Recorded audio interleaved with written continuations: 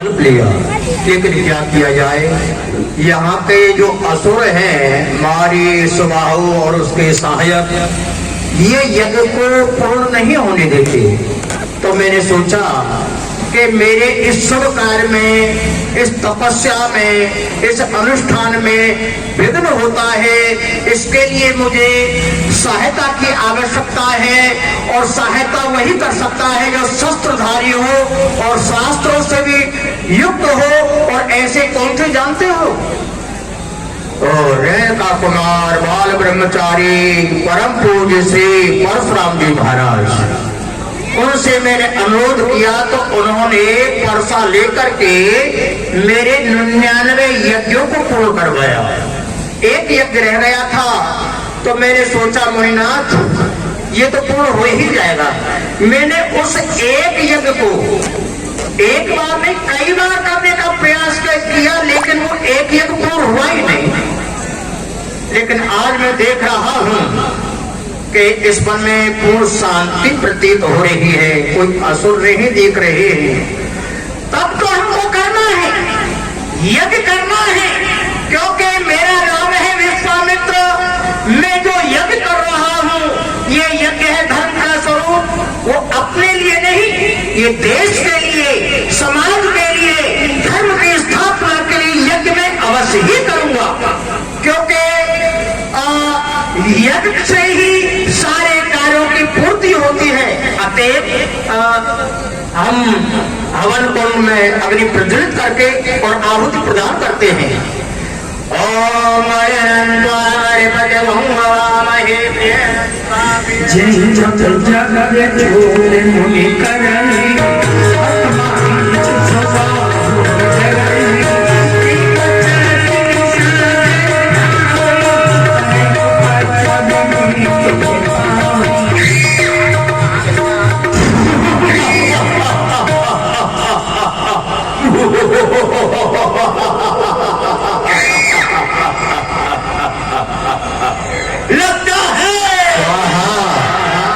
कोई पापात्मा, दुष्टात्मा, प्रेतात्मा, मरी आत्मा, जिंदी आत्मा यज्ञ कर रहा है।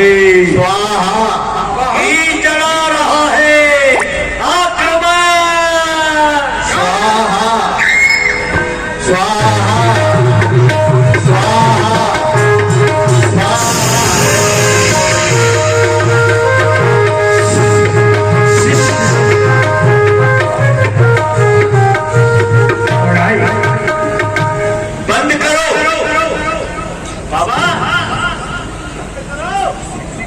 वही तुम्हारा ये रूप था, तुमने यज्ञ को विध्वंस कर दिया। नहीं, तुम यज्ञ बंद करो, बंद करो। ये सुहा सुहा घी लकड़ी बेकार जलाते हो। ये घी हम योद्धाओं को मिले नहीं, तुम अग्नि में फूके जाते हो। दुष्टों, तुम बार बार आकर के यज्ञ को विध्वंस कर देते हो और अपने बल का प्रयोग हमारे ऊपर करते हो। अरे निर्बलों के ऊपर, असहायों के ऊपर, स्त्री के ऊपर, बालक के ऊपर और संतों के ऊपर, ब्राह्मणों के ऊपर बल का प्रयोग करने कोई महानता नहीं है। फिर तुम में और हमें अंतर क्या रह जाएगा? हाँ, तभी तो तुम राक्षस हो ना। और सखम साध्यम तुमको दंड मिलेगा। लेकिन एक बार संकेत कर रहा हूँ, यदि तुम लड़ना ही चाहते हो तो किसी योद्धा को जा ढूंढो। अरे भाई, इन संतों को सताने में कहाँ की वीरताई है। परंतु नहीं मानोगे, तुम मानने वाले नहीं हो। तुम्हारा उपचार किया ही जाएगा और वो मैंने सोच लिया है। अभी ले आओ 2 रघुवंशी वीरों को, उनके हस्त कमलों से तुम्हारी मौत आई है। मैं 2 रघुवंशी राजकुमारों को लेकर के आऊंगा, उनके ही द्वारा तुम्हारी मृत्यु संभव है। अरे बारे बाबुठे,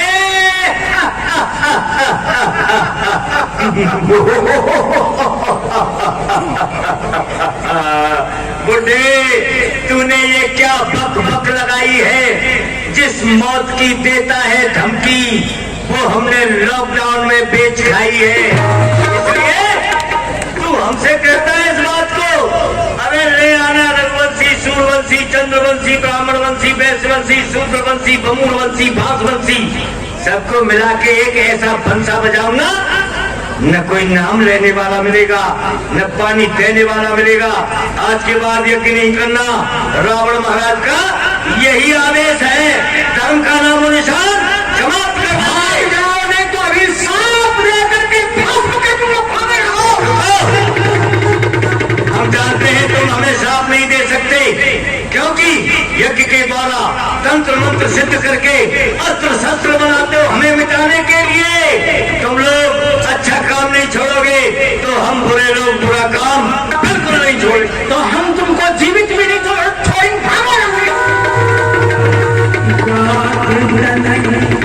मन चिंता व्यापी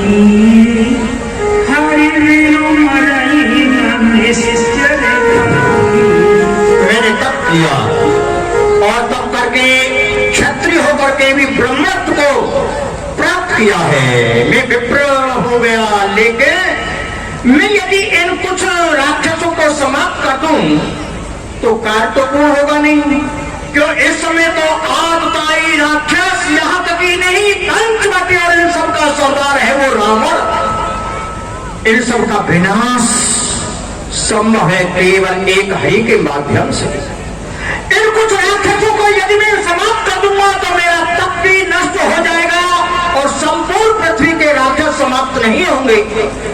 तो भगवान का अवतार तो हो जाना चाहिए, क्योंकि भगवान की ये वाक्य है कि जब पृथ्वी पर अत्याचार, दुराचार, पापाचार अब सीमा से बाहर बढ़ने लगता है, गौ हत्या, ब्राह्मण हत्या, वृद्ध हत्या ये सब होने लगती है, तो मैं अवतार लेके आता हूं। तो ये सब तो हो रहा है, तो क्या भगवान का अवतार हुआ नहीं? अरे ये संत महात्मा रो रहे हैं, एक दिन की बात नहीं है। जब जब हम यज्ञ करते हैं तभी तब आकर के संतों के सर को काट देते हैं। जिसमें घी की आहुति दी जाती है वह खून की धारा हवन कुंड में जाती है। हवन कुंड में खून की धारा।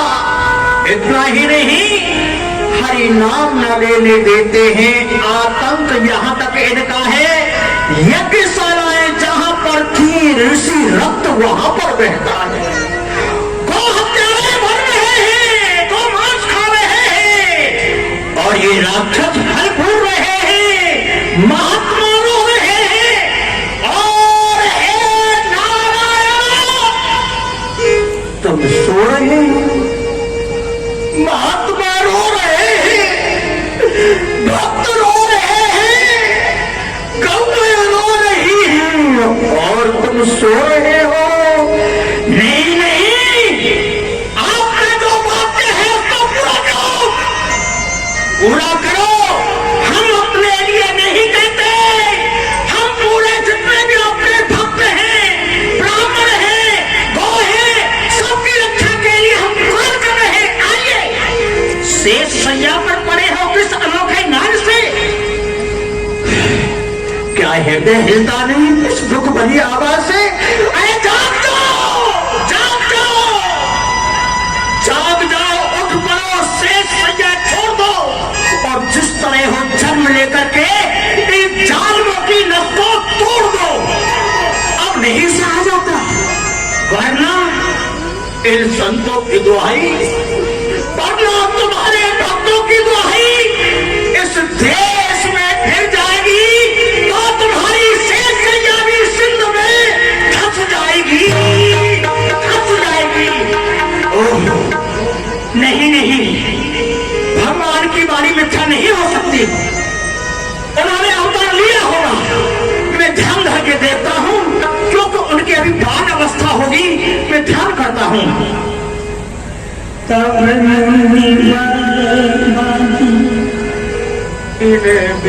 मन की ने विचारा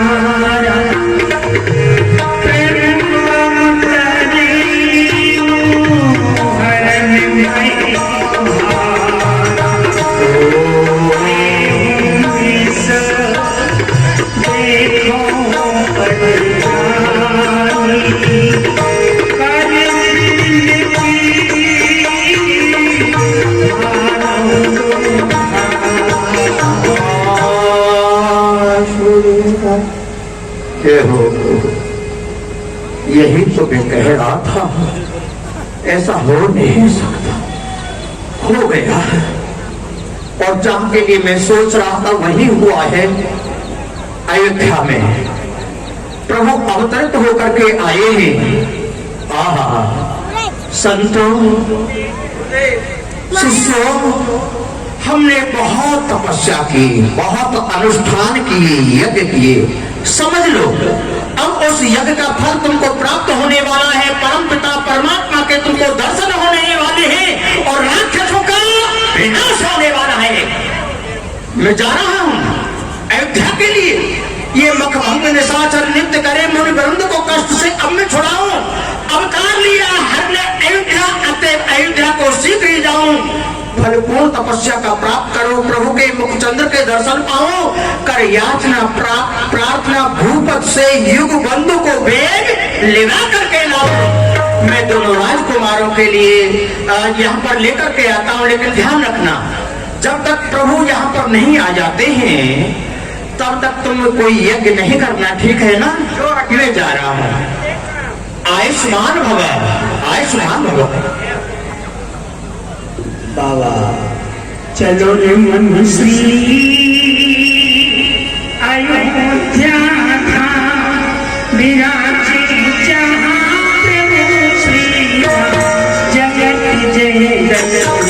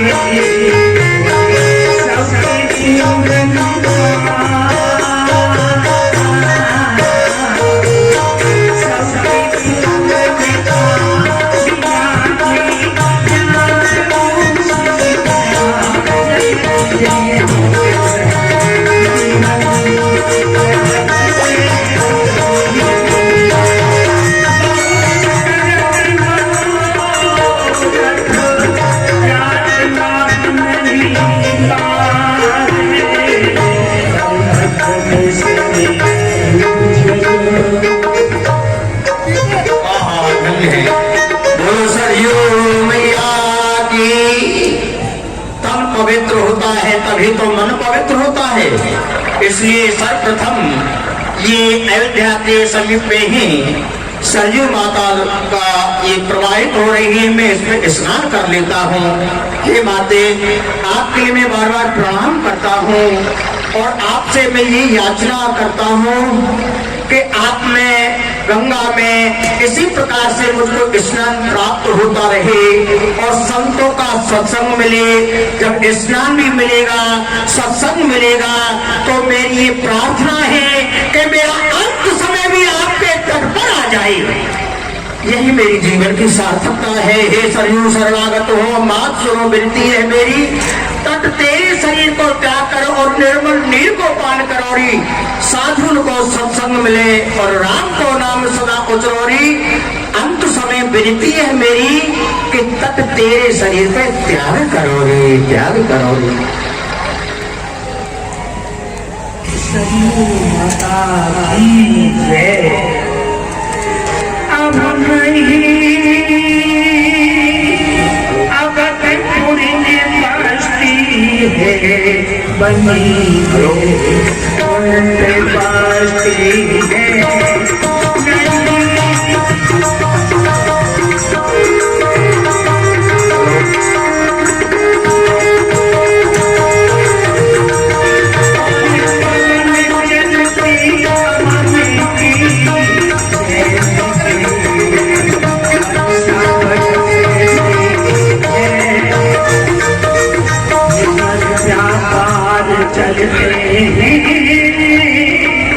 प्रजा जन में खुशहाली है और ना है न्याय ना पहला अभय और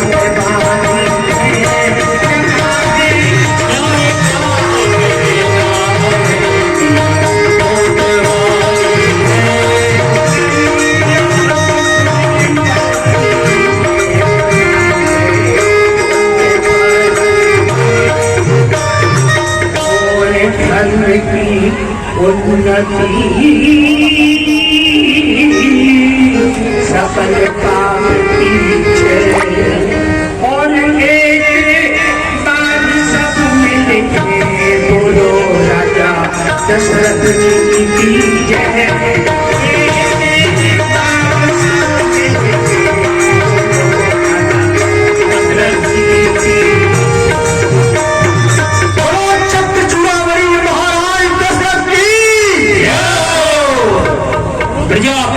धर्म रक्षक धर्म के अवतार हो।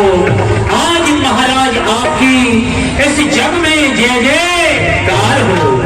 आज सुदिन हो हमारा सुफल ये दरबार हो। हम सभी सेवकों की चरणों में वंदना स्वीकार हो। हमारा सभी मंत्रिमंडल आपके लिए नमन करता है, शीश झुकाता है। देयं सदा परभवग्नमभीष्टोऽहं तीर्थास्पदं सेविविरन्ति नुतं शरण्यं मृत्यातिहं कृतपाविभवाविभूतं वन्दे महापुरुषते चरणारिविन्दं। बोलिए रंगनाथ भगवान की जय।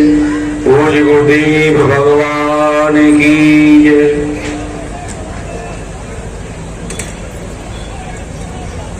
महामंत्री सुमंत,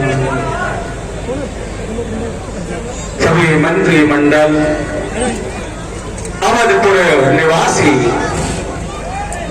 अब तुमसे हम ये पूछे कि प्रजा का समाचार क्या है, तो पूछने की आवश्यकता नहीं है। वह तो सब कुछ तुम्हारा मुख कमल ही बतला रहा है कि तुम सभी प्रसन्न हो।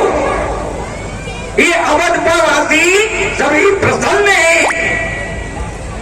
इसका कारण कि जिस चिंता से मैं चिंतित था कि हमारे गृह में कोई पुत्र नहीं है, उसी चिंता से ये अवधपुरवासी भी चिंतित थे कि महाराज के पश्चात यहाँ का कोई राजा नहीं है, हमारा कोई युवराज नहीं है। किंतु पूज गुरुदेव की कृपा से आज हमारे उस चिंता का निवारण हो गया। आज हमारे घर में एक नहीं, दो नहीं, तीन नहीं, 4 पुत्रों की प्राप्ति हमको हुई। वह पूज गुरुदेव की कृपा से, और वह भी 4 पुत्रों कोई साधारण नहीं। पूज गुरुदेव ने कहा कि ये तुम्हारे 4 पुत्र कोई साधारण नहीं, ये वेदों के तत्व हैं। और उन 4 भाइयों का बड़ा ही सुंदर नामकरण पूज गुरुदेव ने किया।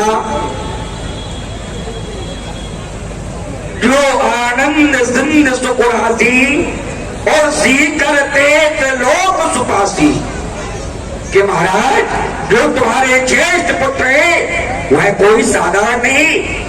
जो आनंद सिंध सुकुरासी, जो आनंद के समुद्र है, आनंद के सागर है, वह तुम्हारे ज्येष्ठ पुत्र है। और आनंद जी करते तो लोक सुपासी, उस आनंद रूपी सिंध में से, सागर में से एक ही सीख भिगोकर विश्व पर छिड़क दी जाए तो सारे विश्व को आनंदित करने वाले तुम्हारे ज्येष्ठ पुत्र हैं। उनका नाम है सुधाम राम असनामा और अखिल लोक दायक विश्रामा। ऐसे तुम्हारे ज्येष्ठ पुत्र का नाम श्री राम है। बड़ा ही सुंदर नामकरण किया। और द्वितीय पुत्र विश्व भरण पोषण कर सोई और ताकर नाम भरत जो केकई नंदन है वह कौन है? विश्व भरण पोषण का सोई, जो सारे विश्व का भरण पोषण करने वाले हैं, उनका नाम मैं भरतलाल रखता हूं। अब भरतलाल के पश्चात जो सुमित्रा नंदन है, जो जम्मे छोटे पुत्र हैं, पूज गुरुदेव ने उनका नाम पहले रखा। उनका नाम पहले रखा क्यों? या के सुमरन तेरे पुनासा, कि जिसके नाम का स्मरण करते ही सारे शत्रुओं का विनाश हो जाए। उनका नाम है शत्रुघ्न, नाम शत्रुघ्न वेद प्रकाशा। अब उनसे बड़े उनका नाम पीछे रखा लक्ष्मण राम और राम प्रिय और सकल जगत आधार गुरु वशिष्ठ का लक्ष्मण नाम उठा, जो समस्त लक्ष्यों के धाम है, राम के प्रिय है, उनका नाम मैं लक्ष्मण रखता हूं। तो मैंने पूज गुरुदेव से निवेदन किया कि पूज गुरुदेव आपने भरत जी का नामकरण किया, विश्व भरण पोषण कर सोई।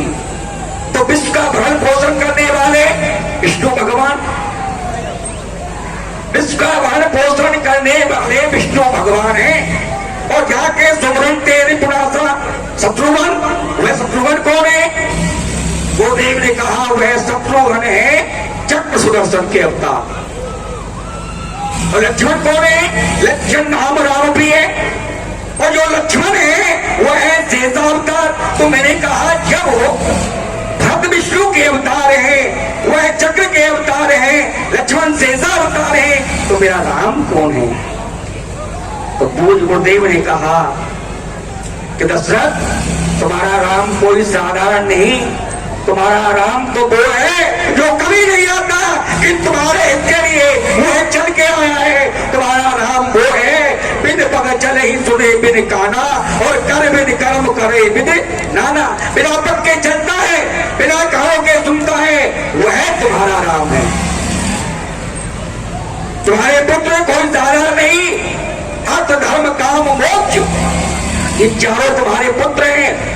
और जो तुम हो तुम भी कोई साधारण नहीं, तुम्हारी महारानी वो भी कोई साधारण नहीं। चार फलों की प्राप्ति कब होती है? महारानी कौशल्या कौन है? ज्ञान शक्ति से कौशल्या, ज्ञान शक्ति से कौशल्या, क्रिया शक्ति से कैकेयी, उपासना शक्ति से सुमित्रा, वेदो दशरथ नभः। तुम वेद के स्वरूप हो, और जो वेद होता है तो वेद के पास ज्ञान होता है, और ज्ञान होने के पश्चात मनुष्य क्रिया करता है। क्रिया पूर्ण हो जाने के बाद उपासना आती है, और उपासना जब पूर्ण हो जाती है तो चार फलों की प्राप्ति होती है, अर्थ धर्म काम मोक्ष। अर्थ है शत्रुघ्न, धर्म है भरतलाल, और काम है लक्ष्मण, और मोक्ष रूप है श्री राम। तो पूज गुरुदेव की कृपा से आज ये चारों फल ये प्राप्त हुए गुरुदेव की कृपा से। गुरु किसको कहते हैं? गुरु माने अंधकार, रू माने प्रकाश। जो अज्ञान रूपी अंधकार को हटा के, जो कुमारक के हटा के सुधार पर चलाते हैं, वह गुरु हैं। आज गुरु की कृपा से आज मेरे पास सब कुछ है, साधु संतों की कृपा से आज तुम्हारे पास भी आज 4 राजकुमार हमारे यहाँ आए, तो सभी प्रसन्न हैं। और जो कोई नवीन समाचार हो तो हमको आगे अवगत कराया जाए। जो अच्छा महाराज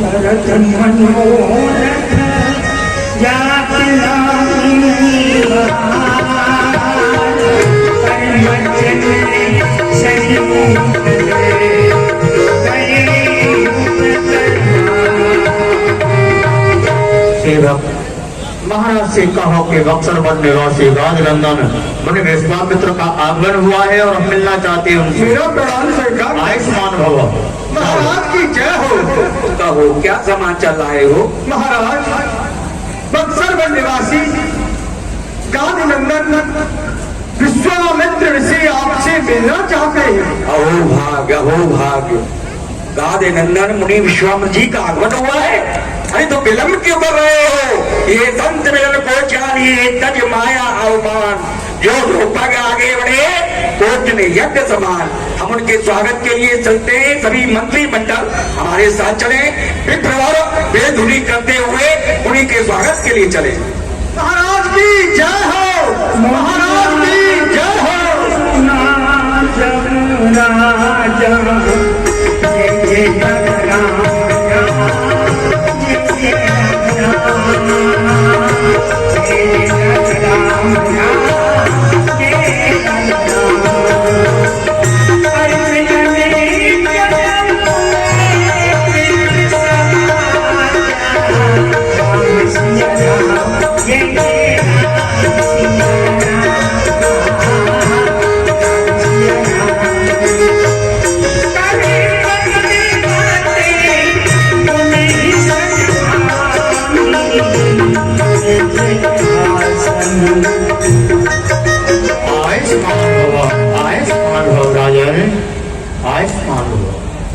सुस्वागत है, सुस्वागतम।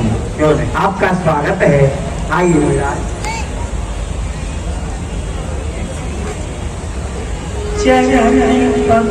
महामंत्री चरण धोने के लिए जल्दी कराओ।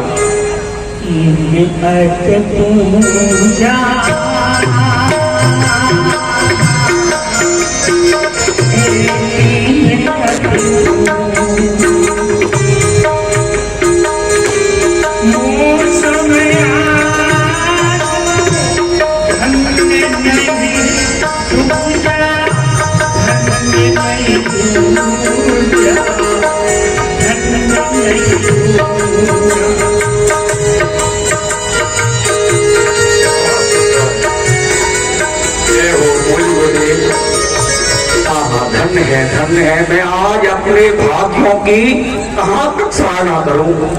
मेरे जवान बड़भागी कौन होगा। और ये आज का दिन भी बहुत धन्य है जो कि आज आपके दर्शन मुझे प्राप्त हुए हैं। आज के दिन, आज की घड़ी दिन, आज वो धन्य महामुनिनाथ कृपालता की सो आयन की ये रचना के विध भात बखान करे जो दसाई चौबने ज्ञान की। तब तेज भरी तुए मूर्त रंग, ये महोत्सव है जगतायन की। ये भूमि पवित्र भई हमारी जब डाल गई रज पायन की। आज आपके श्री चरण पढ़ने से ये मेरी अवधपुर की भूमि पवित्र हो गई, मैं धन्य हो गया। जय हो। धन्य है राजन, आपकी इस महानता के लिए जो आप हमसे बरबस ले लेते हो। क्या आशीर्वाद। अरे आप तो राजा हैं, महाराजा हैं, सम्राट हैं, चक्रवर्ती हैं, लेकिन हमने सब कुछ त्याग दिया और त्याग करके वन में रहते हैं। लेकिन फिर क्या है जो आप प्रणाम करते हो। हमारे पास केवल तपस्या है और तपस्वी यदि आशीर्वाद दे दे तो सारे फलों की प्राप्ति हो जाती है। आशीर्वाद है हमारा, आशीर्वाद है। महामंत्री हमारे चारों राजकुमारों को लेकर आओ, मुनिराज को प्रणाम कराओ। सावधान, राजकुमार पधार रहे हैं।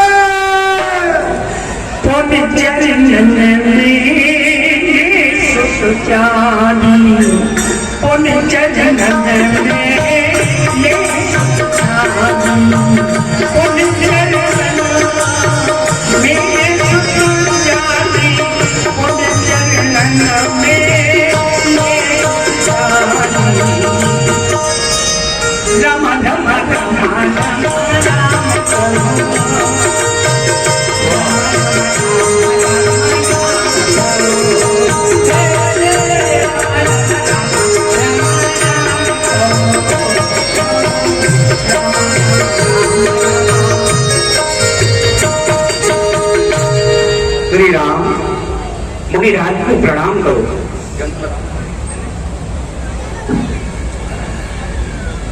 ये आपके ज्येष्ठ पुत्र हैं। मुनिनाथ के चरणों में कौशल्या नंदन राम का प्रणाम स्वीकार हो।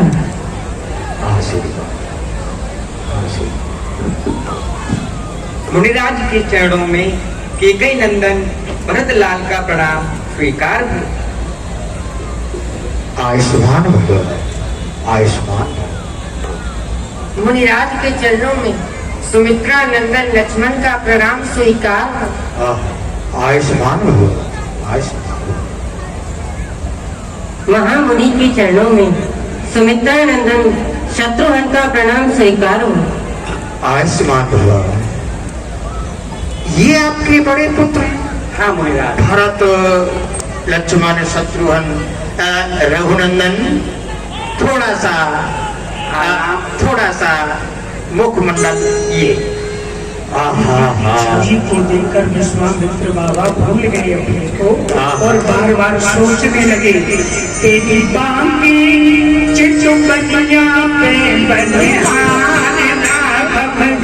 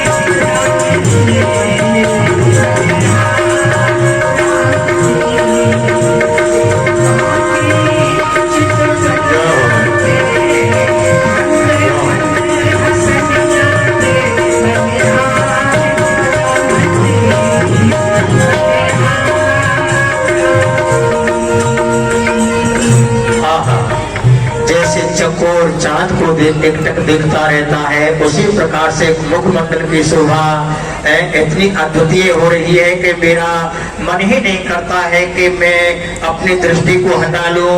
जिस प्रकार से काले काले सर्पों का झुंड हो, ऐसी तो श्री राम जी की अलकावली है। धनुष के समान भौं हैं, मोटे मोटे नेत्र हैं और तोते की जो चोंच होती है उसके समान नासिका है। गुलाब के पुष्प जैसी पापड़ी के समान ये ओष्ठ है, उठा हुआ वक्षस्थल है, हाथी के सूंड की जैसी ये भुजाएं हैं, केही के समान कट है, जिसमें त्रिरेखा है भंवर लिए हुए जिस प्रकार से, और कदली के खंभ जैसी जंगा है। ये अद्वितीय सुंदर स्वरूप हमारे लिए प्रणाम कर रहे हैं। चार पुत्रों, मैं तुम्हारे लिए आशीर्वाद देता हूँ। हे रघुनंदन, जब तक सूरज है, चंद्रमा है, गंगा है, यमुना है, विंध्याचल है, हिमाचल है, आकाश में चांद है, आकाश में तारागण है, जब तक इन सबकी मर्यादा है तब तक तुम्हारा सूरज अमर रहेगा। जब तक है आकाश में तारा चिरंजीव जुग जुग जियो श्री दशरथ के लाल। दशरथ के आयुष्मान भव। आहा, दर्शन करके सफल हो गया। मेरे तन में राम, मेरे मन में राम, राम मेरे मन में राम, ये राम में राम रे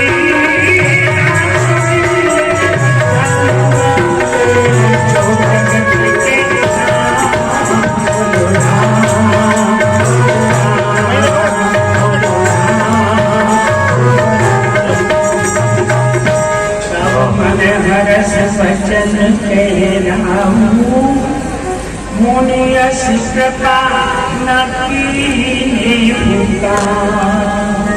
धन्य है भगवान, आज आपने मेरे ऊपर ऐसी कृपा की है, ऐसी कृपा तो आपने मेरे ऊपर कभी भी नहीं की। आप आए तो हो, पहले कई बार आ चुके हैं, किंतु कृपा नहीं की जैसी कृपा आज आपने की है।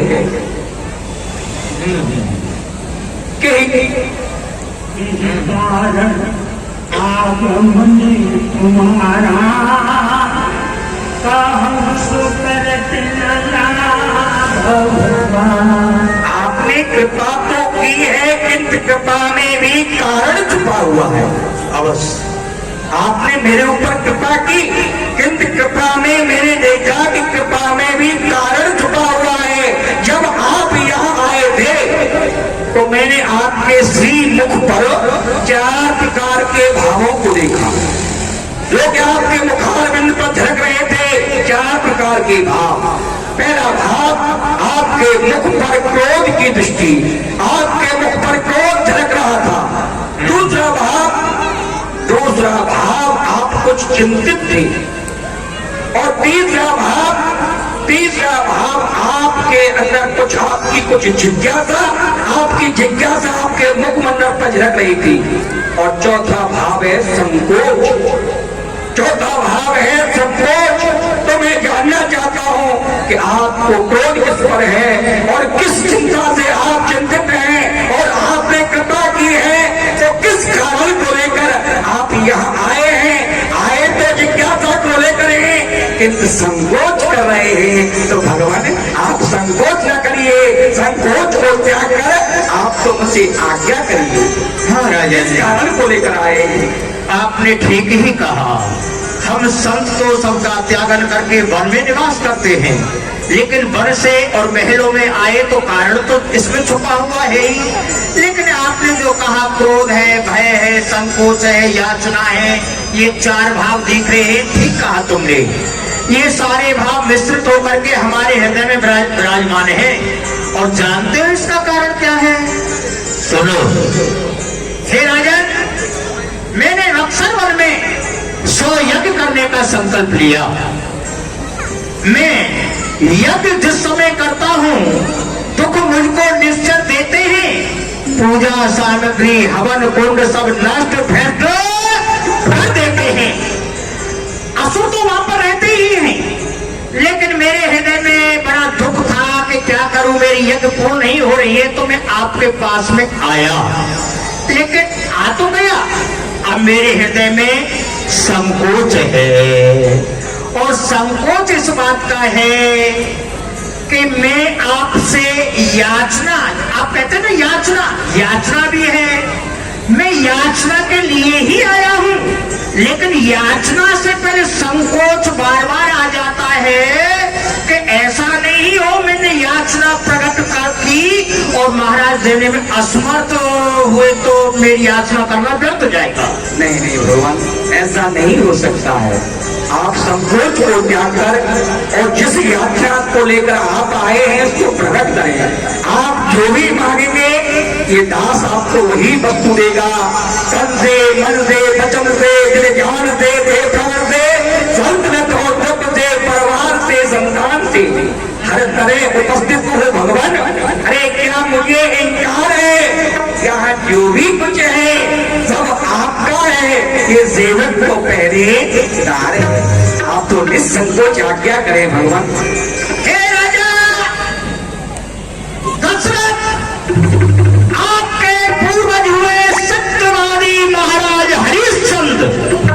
उस समय भी मैं आया था और उनका नाम आज भी सभी आपके नगरवासी ने सदा सदा उनका नाम गाते रहेंगे। ऐसे आपके पूर्वज हुए, लेकिन अभी हुए हैं चंद्र कौन, रामचंद्र अभी में आया। लेकिन मैं सोच रहा हूं कि कहीं ऐसा ना हो मैं याचना करूं और तुम पीछे हट जाओ, तुम्हारे जो पूर्वज हैं उनके नाम में कोई कलंक लग जाए, कोई धब्बा लग जाए, मैं नहीं चाहता। इसलिए पहले तुम पक्के हो जाओ, मैं तभी याचना करूंगा, क्योंकि मैं दान वहां से लेता हूं। देने में जहां सुविधा हो उस दान को मैं छूता भी नहीं, पीछे से जहां फजीता हो। और सुनो, दान वही उत्तम है जग में जिसमें दानी ने दुख न माना हो, और जिस दान में दानी दुख माने वो दान नहीं जुर्माना हो। दान करना चाहिए, और हाँ, दान करे तो सत्पात्र दानास भरेत धनाढ्यो धनाढ्य भावाच करे तो पुण्यम पुण्य प्रभावान का प्रयाता पुनर्धनाढ्यो पुण्य दाता। सत्पात्र के लिए दान करे। जिसने जीवन में दान नहीं किया वो कभी भी धन की प्राप्ति अमृतता के लिए धनवान हो ही नहीं सकता है। इसलिए सोच लो, मैं मांगू और तुम असमर्थता जताने लगे तो ठीक नहीं होगा। नहीं नहीं भगवान, आपके श्री चरणों की कृपा से दान के विषय में थोड़ा मैं भी जानता हूँ कि दान दिया और दुख माना वह दान ही क्या और दानी क्या। जिसने दान की महिमा जानी नहीं ऐसा दुनिया में प्राणी क्या। नीति की शोभा धर्म से है, कायम धर्म ने नीति कहा। स्त्री की शोभा लाज से है और धिक अबला जिसमें लाज ना। राजा की शोभा शस्त्र से है, राजा की शोभा शस्त्र से है, और ब्राह्मण की शोभा ज्ञान से है। उसी प्रकार इस धन की शोभा हाथ से है और हाथ की शोभा दान से है। दान दिया और दुख माना, दान दिया और दुख माना, हृदय के उसको कष्ट हुआ। अरे देता लेता दोनों डूबे, जब किया कराया नष्ट हुआ। इसलिए आपके चरणों की कृपा से दान के विषय में मैं थोड़ा जानता हूँ। आप निसंकोच आज्ञा करिए, जो आप मांगेंगे ये दास आपको वही वस्तु देगा। असुरों के अत्याचारों से अकुलाया घबराया हूँ। रक्षा सहायता दो चीजें मैं तुमसे लेने आया हूँ। ये तो तुम भली प्रकार से जानते हो राजन कि सहायता तो दूर से भी व्यक्ति कर सकता है, लेकिन रक्षा समीप में रह करके ही की जाती है। अब सुनो, किंतु भगवान मैं ये समझ नहीं पाया, आपने कहा रक्षा सहायता, तो जो मैं जान रहा हूँ कि रक्षा समीप से सहायता दूर से, किंतु मैं ये जानना चाहता हूँ कि आप रक्षा किससे चाहते हैं और सहायता किससे चाहते हैं। राजन फिर पुनः सोच लो, मैं जो मांगूंगा वो आप दोगे ना?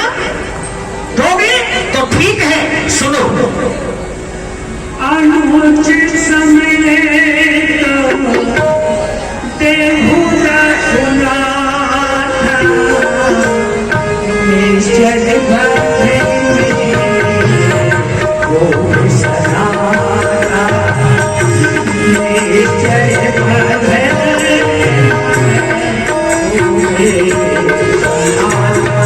हे राजन, निश्चर वध में हो सना था। मुझको रक्षा के लिए मैं जो यज्ञ कर रहा हूँ उसमें विघ्न डालते हैं राक्षस।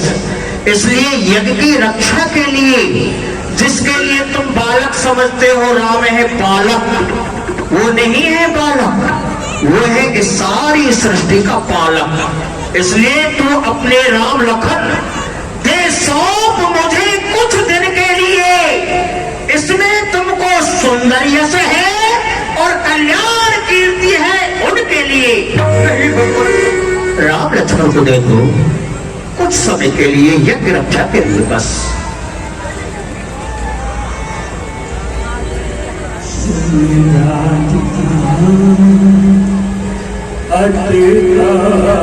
प्रिय मानी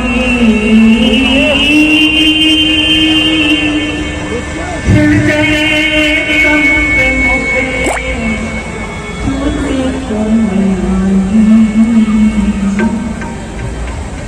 चौथे पने पालव सूते चारी पीठ बचाने नहीं कहीं जानी कहीं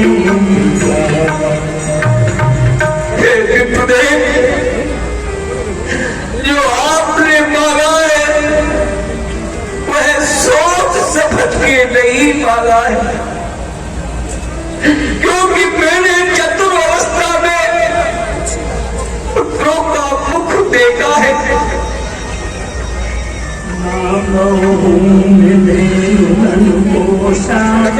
सर्वस्व आज से भगवान आप राम लक्ष्मण को छोड़कर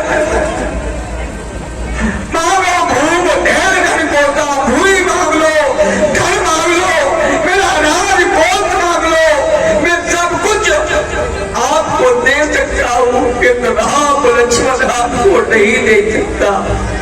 ये मुनिवर दोनों बालक है, ये मुनिवर दोनों बालक ही भोले भाले नादान मेरे रण विद्या अभी नहीं जानते, लड़ने में अज्ञान मेरे, लो राज पाठ संपत्ति सेना ये सब कुछ है, तुझ मार नहीं, आज्ञा हो तो मैं चला चलूं, इसमें भी कुछ इनकार नहीं, हे स्वामी सभी समर्पण है, जो भी साधन शासन के मुनिराज विचार कहो मन में सुख चारों चौथे बन के चतुर अवस्था में मेरे पुत्रों का मुख देखा है, और मैं तो यहाँ तक कहूंगा कि दे प्राण दे प्रिय का छुड़ाई, आप राज नहीं चाहते, भूमि नहीं चाहते, तो दे प्राण दे प्रिय का छुड़ाई, सो मुनि देव निमत से कमाई, सबसे प्रिय देह होती है, अपनी देह सबको प्रिय लगती है, देह से अधिक प्राण प्रिय है देह, किंतु मैं आज आपको सत्य कहता हूँ, मैं अपने प्राणों को आपको दे सकता हूँ, किंतु राम लक्ष्मण नहीं दे सकता।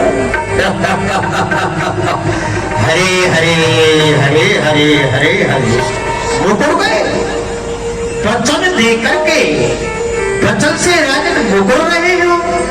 अरे तुम कहते हो कि भूमि मांग लो, धन मांग लो, धन मांग लो, देह मांग लो, प्राण मांग लो, इसमें तो दो ही शब्द हैं, दो शब्द हैं, दो, भूम धन धन देह प्राण, लेकिन हमको न भूमि चाहिए, न धन चाहिए, न राज चाहिए, न ताज चाहिए, न देह चाहिए, न प्राण चाहिए, हमें तो दो अक्षर वाला राम चाहिए, हमको कुछ नहीं चाहिए, राम राम राम चाहिए। सब सुख प्रिय मोहि प्राण की नाई, पर राम देत नहीं बनई हे गोसाई वैसे तो मुझको चारों पुत्र प्राणों से प्रिय है, किंतु मेरा राम और लक्ष्मण तो मेरे प्राणों के प्राण है, मैं अपने प्राण दे सकता हूँ, किंतु प्राणों का प्राण राम नहीं दे सकता। भगवान अति घोर कठोरा का सुंदर सुत परम किशोर। अरे आप थोड़ा विचार करके तो देखिए, कहाँ है विकार देने वाले राक्षस, और कहाँ मेरे वह दोनों सकुमार राजकुमार, उनसे वह कहाँ युद्ध करेंगे। बुढ़ापे में बड़ी मुश्किल से मैंने लाल पाए, मुनि जी बच के तब तुमने वचन सुनाए, बेचारे हंस के बच्चे लड़े क्या युद्ध तेरे से, मेरे नादान बच्चे लड़े क्या उन मैयत दिलों से, धरती आग में झोंकूं उन्हें मैं, ये हो नहीं सकता,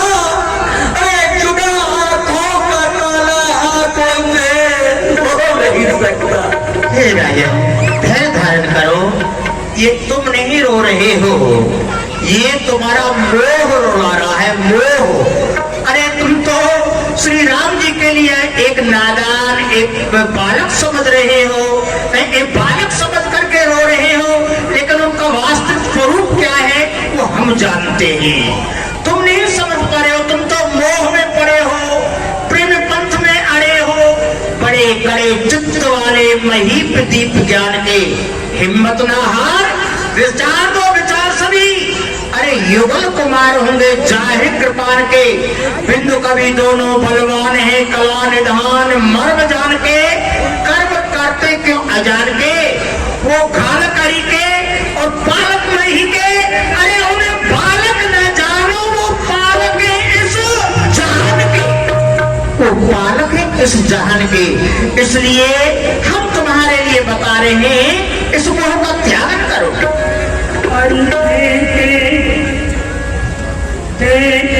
बचन काहे काला लंबा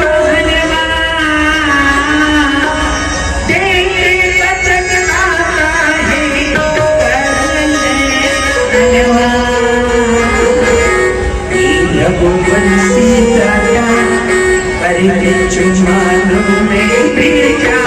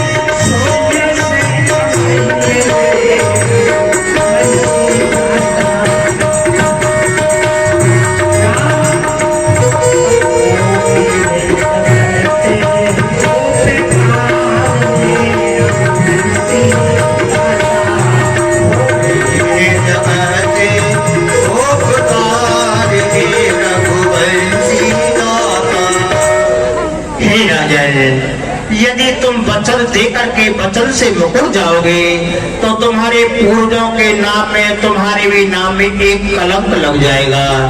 इसलिए मैं पुनः तुम्हारे लिए सचेत करता हूँ। देखो, हमारा कार्य सचेत करना है, बाकी फल तुमको भोगना पड़ेगा। जाने दीजिए ना रघुवंश की अटल कीर्ति, सत्य मूर्ति अवध में लाने दीजिए ना मुझे मन में अपार क्रोध, जीवन सुखद साधु को बिताने दीजिए, ताने दीजिए ने मेरी याचना पे, युगल कुमारों द्वारा लाभ आने दीजिए ना सत्ता की शान पे कलंक, आने दीजिए ना सत्ता की शान पे कलंक। रघुनाथ को मेरे साथ जाने दीजिए। नानी पतिया अपने उसे बचा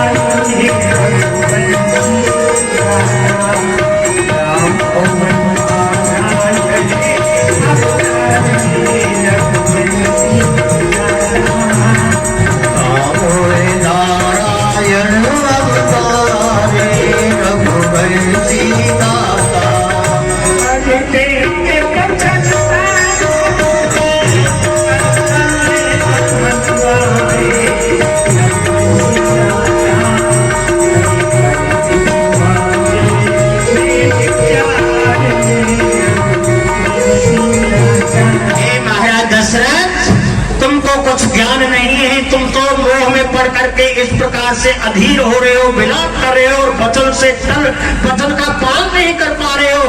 अपने गुरु से जाकर के पूछो कि राम कौन है, और हम जानते हैं, संत जानते हैं कि राम कौन है।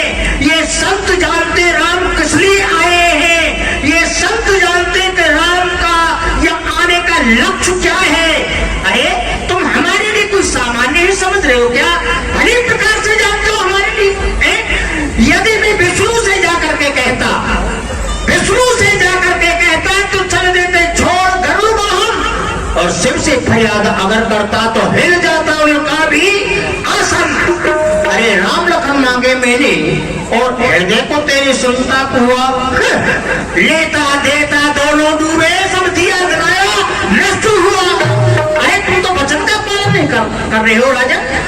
मुनिराज, आप कह रहे हो कि राम कोई साधारण नहीं है। मैं मानता हूं कि राम कोई साधारण नहीं है। तो राम कोई साधारण नहीं है तो राम इस दशरथ का प्राण है, प्राण। जब इस दशरथ के अंदर प्राण ही चले जाएंगे तो दशरथ, इस दशरथ का अस्तित्व क्या रहेगा? इसलिए मैं अपने प्राणों के प्राण राम को नहीं दे सकता। अच्छा, मुझे जो भी मांगना चाहो वो मांग सकते हो, जो धन धाम चाहो मुनि जी। मैं कौन समेत कुबेर बनाऊं, ये सबको प्रिय लागत, सो देवत नहीं मैं देर लगाऊं। शुद्ध चारों स्नेह की बात, मीर की बात, लख के सुख पाऊं। मुनिराज रहे नहीं प्राण मेरे, जो राम लला तुम्हें संग बताओ। मैं आपसे सत्य कहता हूँ, बिना राम के दशरथ जीवित नहीं रह सकता। नहीं प्राण चले जाएंगे, प्राण चले जाएंगे। अरे तुम्हारे बाबा ने तो यही कहा था कि रघुकुल रीत सदा चले आई, प्राण जाए पर वचन न जाए। प्राण चले जाए पर वचन नहीं जाने दूंगे। और उसी कुल में रह करके तुम कहते हो कि ए दशरथ, राम के लिए कोई कुछ कहे, चाहे मेरे राम के लिए मैं अक्षस का भागी क्यों न बन जाऊं, कि मैं आपको राम नहीं दे सकता। हाँ, आप अपनी यज्ञ की रक्षा करना चाहते हैं तो मैं स्वयं चलूंगा। धनभार सजा के चौकस हो राज आदि में सत्य सिलाऊं। धनभार सजा के चौकस हो अभी मुनिराज में संग सिलाऊं।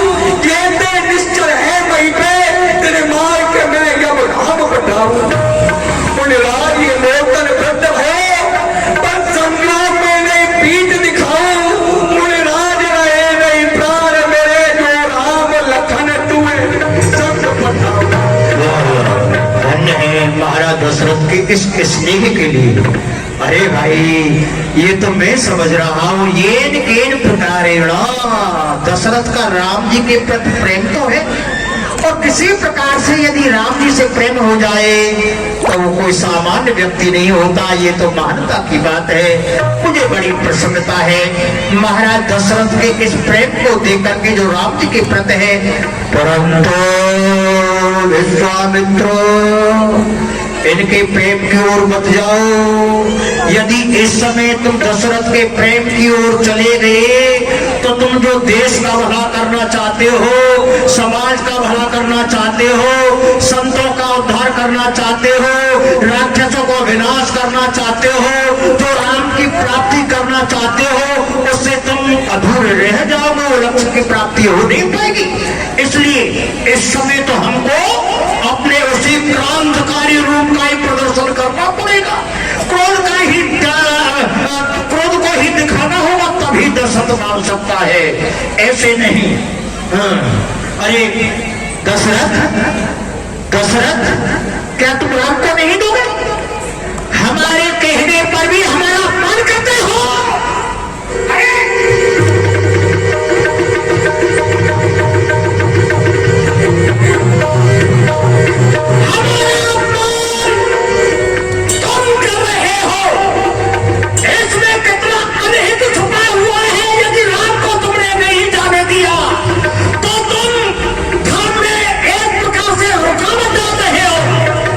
हम ही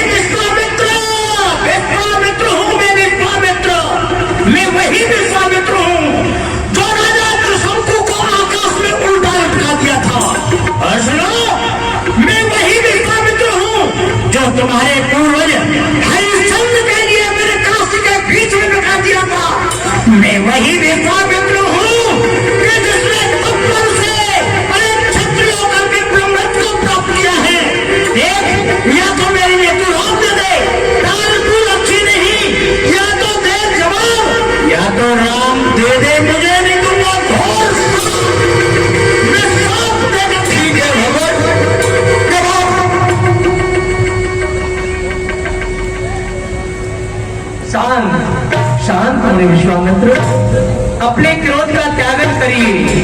आपने राज त्याग दिया, परिवार त्याग दिया, परंतु क्रोध को नहीं त्यागा। शांति बनाइए। इस क्रोध का कारण क्या है, हमें भी जरा बतलाओ। क्रोध का त्यागन? अरे वशिष्ठ मुने, रहने दो। क्या तुम मेरे लिए जानते नहीं हो? तुम तो इस विश्वामित्र के लिए भली प्रकार से जानते हो कि हम कितने तपस्वी हैं।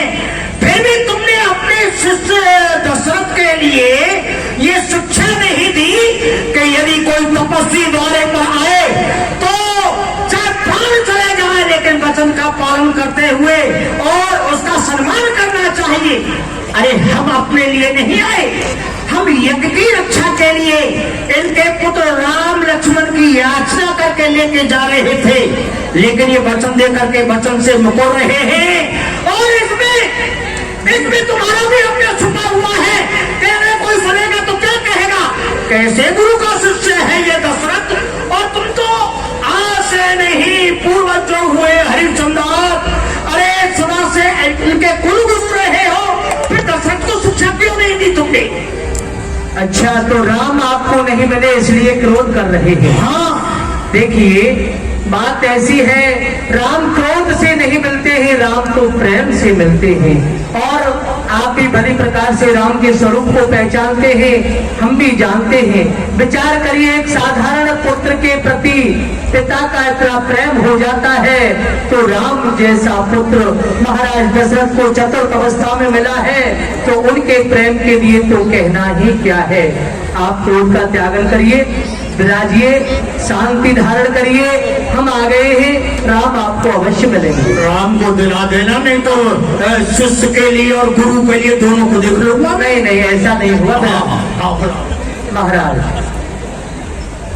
ये हम क्या सुन रहे हैं, मुनि विश्वामित्र जी अपनी यज्ञ रक्षा के लिए राम को मांगने के लिए आए और आपने देने से इनकार कर दिया। उस समय को याद करो महाराज, जब आपके महलों में एक भी संतान नहीं थी।